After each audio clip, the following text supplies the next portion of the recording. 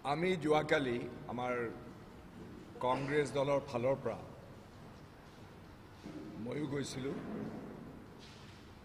কলিয়াবৰৰ যিটো হাতীমূৰা মথাউৰিৰ যিটো বান্ধ যিটো ভাঙি পৰিল আৰু যাৰ কাৰণে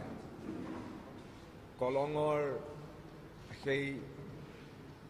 খুঁটিত ব্ৰহ্মপুত্ৰৰ পৰা যিটো পানী নগাঁৱৰ ফালে আহিছে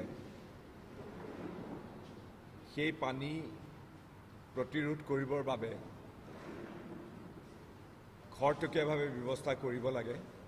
কাৰণ সেই যিটো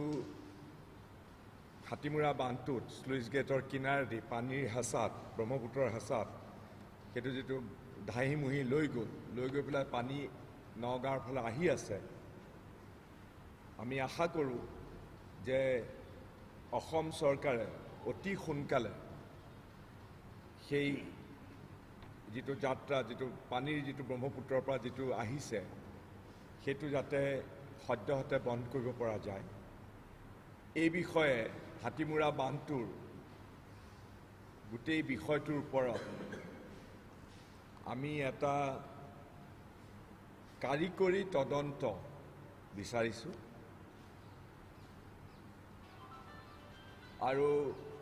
লগতে হাতীমূৰা বান্ধটো ভাঙি যোৱাৰ লগে লগে অসমৰ মুখ্যমন্ত্ৰীকে ধৰি অসমৰ জলসম্পদ মন্ত্ৰীগৰাকীকে ধৰি বিজেপি চৰকাৰৰ ভালে মানে এতিয়া কংগ্ৰেছ দলৰ ওপৰতে কংগ্ৰেছৰ সেই পূৰ্বৱৰ্তী চৰকাৰসমূহৰ ওপৰতে দুখ জাপি দিবলৈ চেষ্টা কৰিছে যেনে যত দুখ নন্দ ঘোষ অথচ সকলোৱে জানে যে 2016 চনৰ পৰা এয়া 10 বছৰেই হ'ল প্ৰায় বিজেপি দল অসমত শাসনাধিষ্ঠিত হৈ আছে এতিয়া কথাটো হ'ল যে অসমত বানপানী একো নতুন কথা নহয় এইটো আমি সবেই জানো আমি জন্মৰে পৰা বানপানী দেখি আহিছোঁ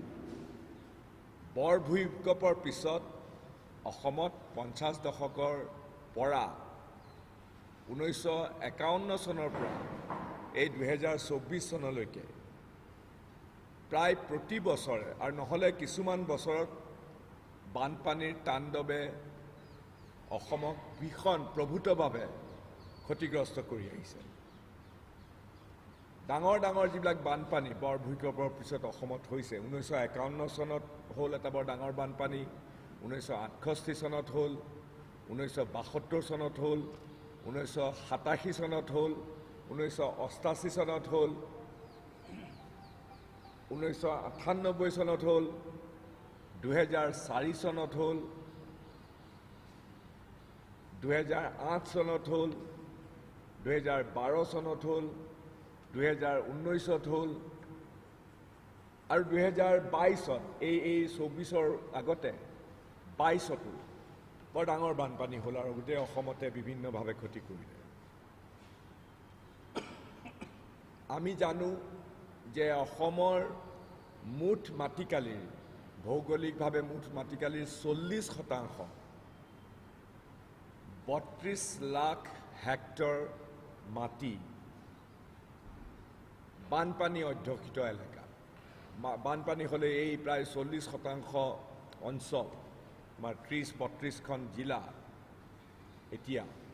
সেইবিলাক সাধাৰণতে ক্ষতিগ্ৰস্ত হয় অধ্যুষিত হয় এতিয়া বিজেপি দলৰ চৰকাৰে অসমৰ মুখ্যমন্ত্ৰীজনেও ক'লে বোলে কংগ্ৰেছৰ দিনত মথাউৰিবিলাক সাজিলে গতিকে সেইকাৰণেহে দুখ আৰু সেইকাৰণে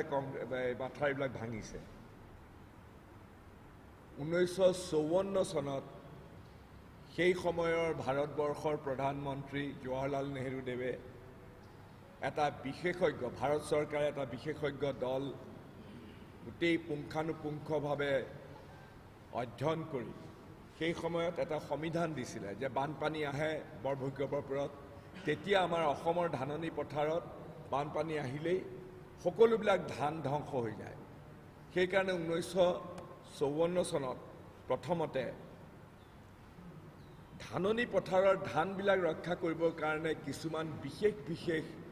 এলেকাত নদীৰ পাৰত মথাউৰি নিৰ্মাণৰ ব্যৱস্থা কৰা হৈছিলে। পিছে সেইবিলাক লাহে লাহে ৬০ৰ দশকৰ পৰা সম্প্ৰসাৰিত হ'ল।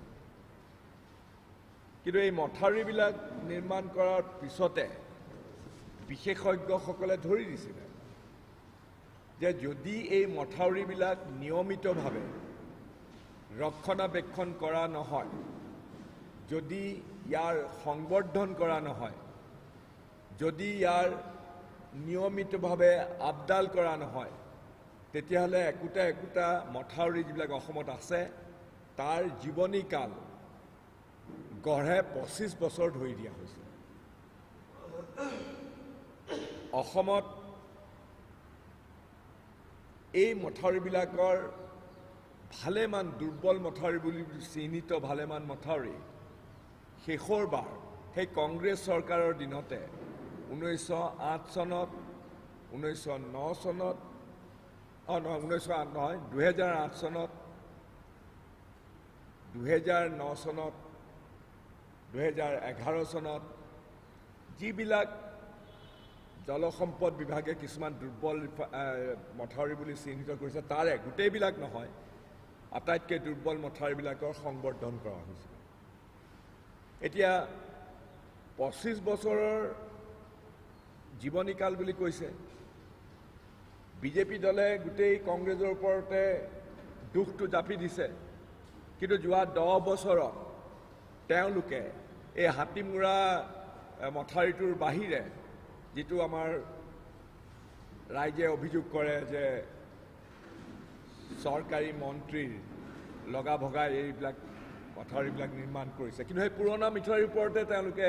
মাটি জাপি দি পেলাই মথাউৰি কৰিছে। নতুনকৈ আৰু মথাউৰি নিৰ্মাণ কৰা নাই, কিন্তু এই পুৰণা মথাউৰিবিলাক সংবৰ্ধন কৰাৰ দায়িত্ব চৰকাৰৰ। গতিকে কংগ্ৰেছ দলে কংগ্ৰেছৰ পুৰণা চৰকাৰৰ ওপৰত তেওঁলোকে যিটো দুখ জাপি দিবলৈ চেষ্টা কৰিছে নিজৰ দুৰ্বলতাৰ বাবে বা নিজৰ অকৰ্মদতাৰ বাবে, সেয়া কেতিয়াও গ্ৰহণযোগ্য নহয় আৰু কংগ্ৰেছ দলে সেয়া তাত প্ৰত্যাখ্যান কৰিছে সেই অভিযোগ। এতিয়া কথাটো হ'ল যে বছৰে বছৰে প্ৰায় অসমত প্ৰায় বানপানী হয়। আমি দেখি আহিছোঁ এটা বছৰত এবাৰ দুবাৰ তিনিবাৰ বা কেতিয়াবা ৪বাৰো বানপানী হৈছে। কিন্তু বানপানী সদায় আমি জানো যে বানপানী হ'লে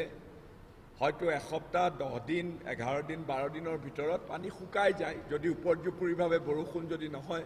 আপাৰ কেচমেণ্ট এৰিয়াত, বানপানী শুকাই যায়। বানপানী আমাৰ ফ্লাড প্লেইন ইক'চিষ্টেম বুলি যিটো কোৱা হয়, অসমৰ যিটো জলবায়ু ফ্লাড প্লেইন ইক'চিষ্টেম, বিশেষকৈ আমাৰ যিটো জৈৱ বৈচিত্ৰ্যতা আছে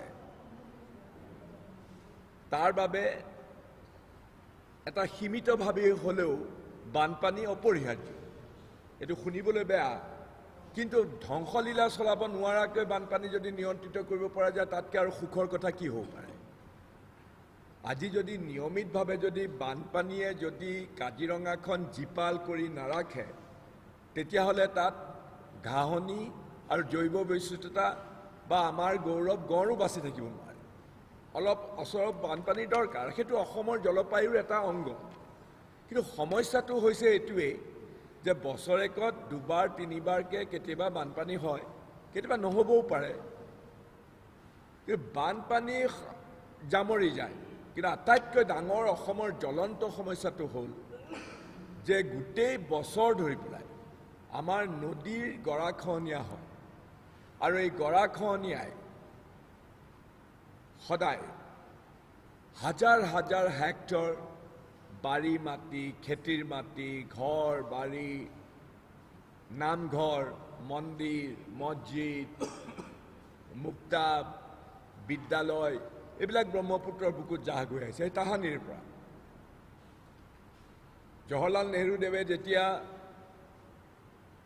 1960 চনত 62 চনত 63 চনত চীনৰ আক্ৰমণৰ আগতেও চীনৰ আক্ৰমণৰ পিছতো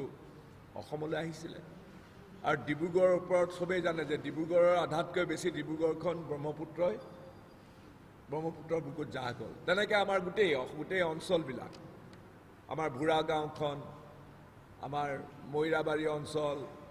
আমাৰ মূৰ সমষ্টিৰে ভালেমান এলেকা, এতিয়াৰ এলেকাবিলাক নতুন, কিন্তু আগৰ পুৰণা এলেকাবিলাক চব ব্ৰহ্মপুত্ৰৰ বুকুত। এই গৰাখহনীয়াই হ'ল অসমৰ বাবে, বানপানীটো আছেই, বানপানীতকৈও ভয়াৱহ সমস্যাটো হ'ল এই গৰাখহনীয়াৰ সমস্যা। এতিয়া অসম চৰকাৰৰ ৱাটাৰ ৰিচোৰ্চ ডিপাৰ্টমেণ্টে নিজেই এটা হিচাপ দিছে যে বছৰি গড়ে 8,000 হেক্টৰ অসমত মাটি এই গৰাখহনীয়া, নদীৰ গৰাখহনীয়া, যিটো ৰিভাৰাইন ইৰ'শ্যন বুলি কয়, সেইটোৱে সদায় গ্ৰাস কৰি থাকে। ফলত কি হৈছে? ফলত ব্ৰহ্মপুত্ৰত জাহ যায়, ব্ৰহ্মপুত্ৰ বহল হৈ গৈ আছে, ব্ৰহ্মপুত্ৰ বাম হৈ গৈ আছে, আৰু ফলত বৰষুণ দিলেই আৰু পানী দুই পাৰে বাগৰি যায়, বেছিকৈ বাগৰি যায়। এইবিলাক সমস্যা আছে আমাৰ, কিন্তু আটাইতকৈ ডাঙৰ সমস্যা যিটো হ'ল নদীৰ গৰাখহনীয়া, সেই গৰাখহনীয়া সমস্যাটোক কেন্দ্ৰীয় চৰকাৰে এতিয়াও, বানপানীক স্বীকাৰ কৰি লয় কেন্দ্ৰীয় চৰকাৰে, কিন্তু গৰাখহনীয়াটোক কেন্দ্ৰীয় চৰকাৰে স্বীকৃতি দিয়া নাই যে এইটো এটা নেচাৰেল প্ৰাকৃতিক দুৰ্যোগ।